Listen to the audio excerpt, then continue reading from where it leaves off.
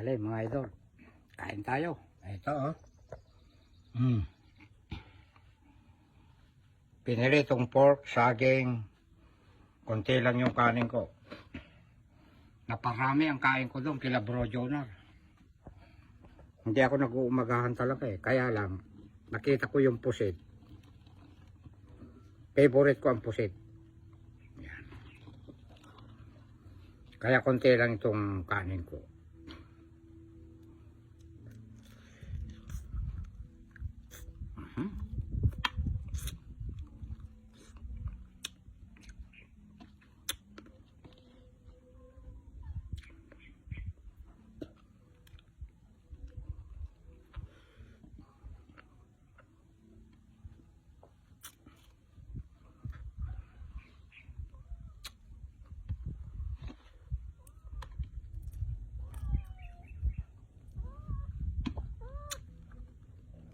Alis dyan, kumain na kayo.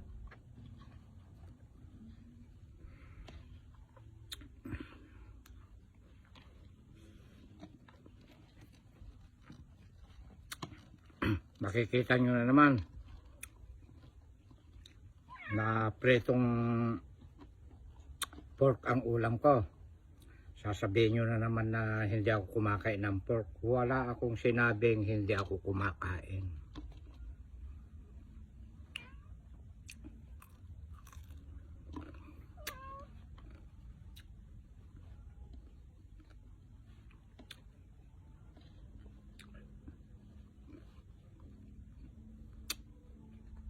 Kumakain din ako ng pork, madalang.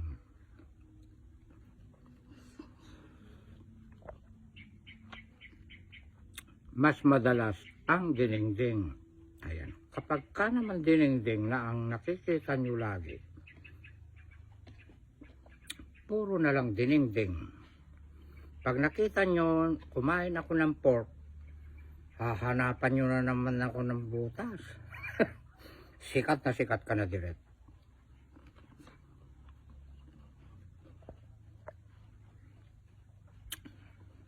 May matanda. Tignan nyo sa mga comment section. Nena ang pangalan. Grabe.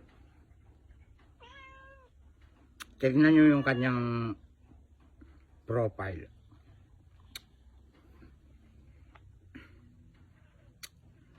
Kinikilabatutan ako sa mga letter bengkwan.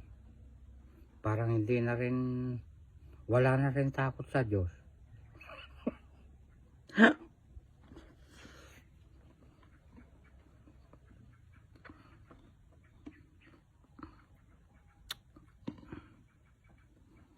Napakatanda mo na ate. Nagagawa mo pa ng ganyan? Mga comment mong ganyan. Naku po, ako ang natatakot sa'yo.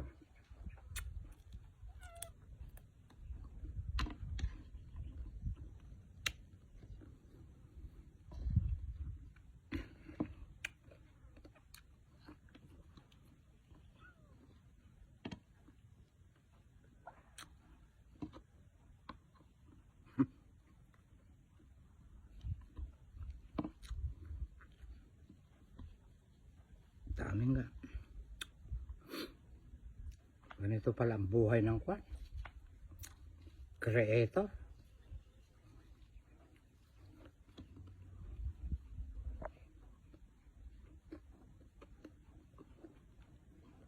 Palagay ko hindi lang ako ang pinupuntahan nyo.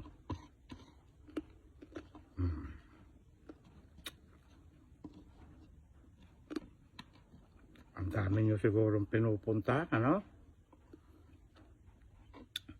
Oh, di napakarami rin kayong kasalanan pagka gano'n.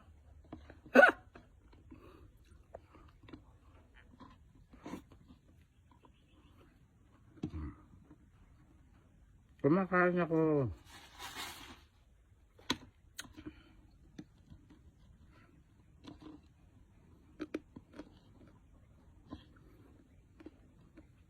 Huwag lang madalas. At bukod sa lahat, kinukontra ko ng mga ampalaya.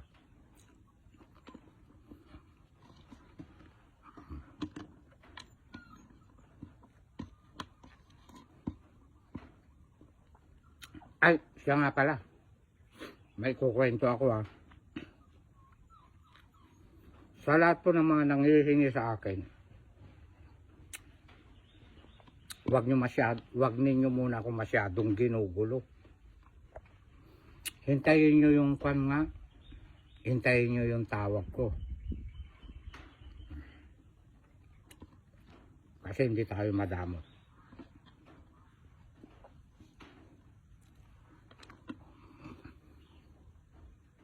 Uunahin ko muna yung mga inutangan ko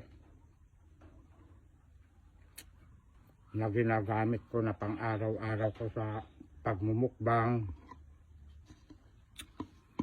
Pagka nalinis ko na yon at nakabayad din ako sa lote, motor, pati sa inuupahan ko,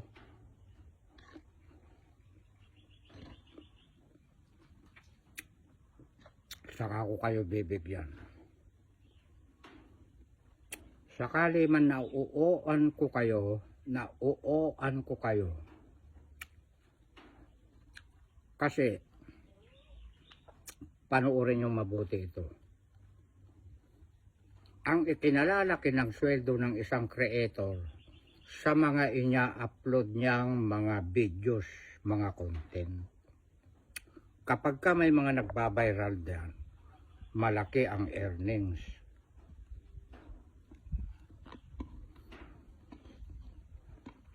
Walang fix na sweldo ng isang creator.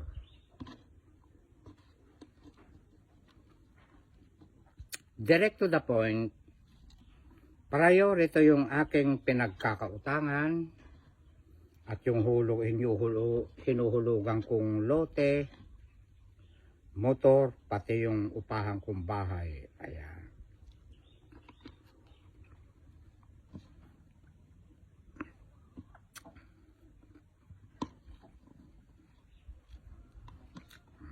Ang sarap. Ito yung taba. Tumitikim din ako ng taba. Kaya lang, lamang sa akin ang yung laman.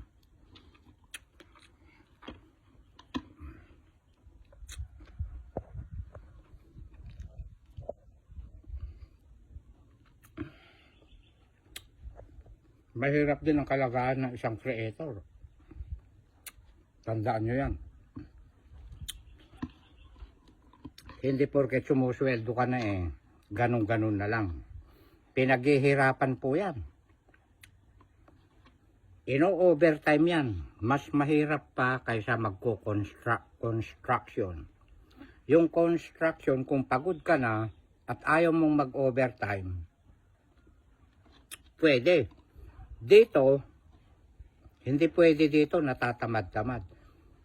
Nagbibisita kami ng aking admin hanggang hating gabi yan.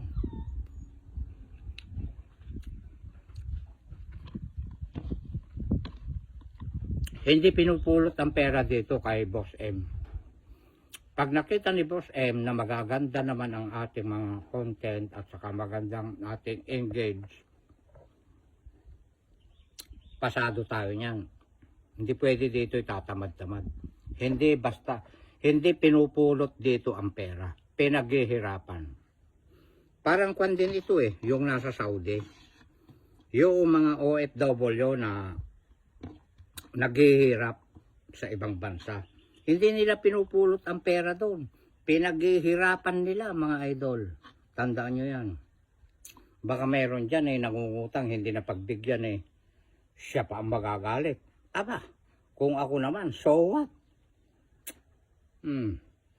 Ganun lang yun.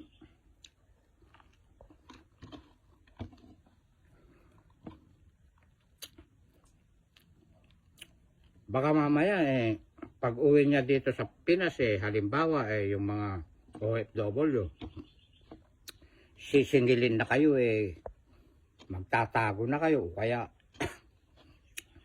kayo pa ang magagalit. Nako. Tandaan nyo yan.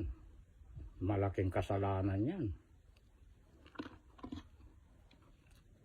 Bakit kaya? Pagdating sa pera, nababago ang anyo ng isang tao.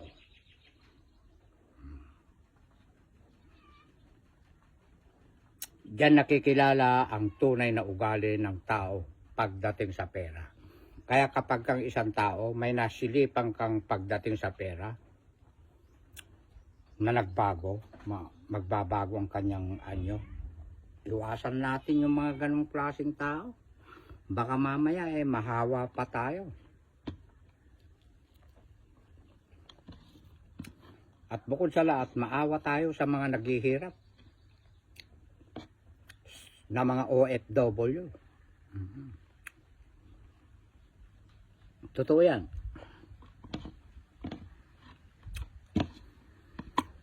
At hanggang dito na lang. Yan o.